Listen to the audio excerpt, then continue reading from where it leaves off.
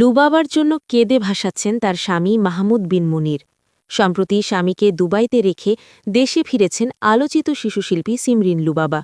Social মিডিয়ায় viral হওয়া লুবাবার স্বামীর একটি ভিডিও ঘিরে নতুন করে চর্চা শুরু হয়েছে।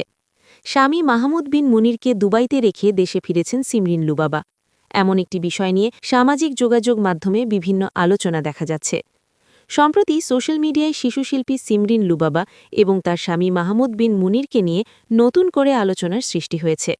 জানা গেছে, ব্যক্তিগত সফর শেষ করে স্বামী মুনিরকে দুবাইতে রেখে দেশে ফিরেছেন সিমরিন লুবাবা।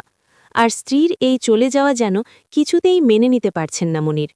লুবাবার অনুপস্থিতিতে তাকে ভীষণভাবে মিস করছেন মুনির।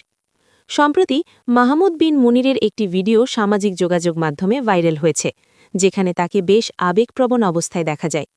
ভিডিওটিতে দেখা যায় বৃষ্টির মধ্যে দাঁড়িয়ে আকাশের দিকে তাকিয়ে মনের যেন কারো অভাব অনুভব করছেন। নেটিজেনদের দাবি, লুবাবা দেশে ফিরে আসায় মুনির মানসিকভাবে ভেঙে পড়েছেন এবং স্ত্রীর বিরহে তিনি কাঁদছেন। দুবাইতে অবস্থানরত মুনির তার দৈনন্দিন জীবনে লুবাবার শূন্যতা অনুভব করছেন, যা তার সাম্প্রতিক ভিডিও ও কর্মকাণ্ডে তা প্রকাশ পাচ্ছে। বিশেষ করে বৃষ্টির এই ভিডিওটি ভক্তদের মাঝে বেশ সাড়া ফেলেছে। অনেকেই মন্তব্য করেছেন যে মুনির ও লুবাবার মধ্যে এই ভালোবাসা সত্যিই বিরল। সিমরিন লুবাবা এবং মাহমুদ বিন মুনির সোশ্যাল মিডিয়ায় বেশ জনপ্রিয় জুটি হয়ে উঠেছেন।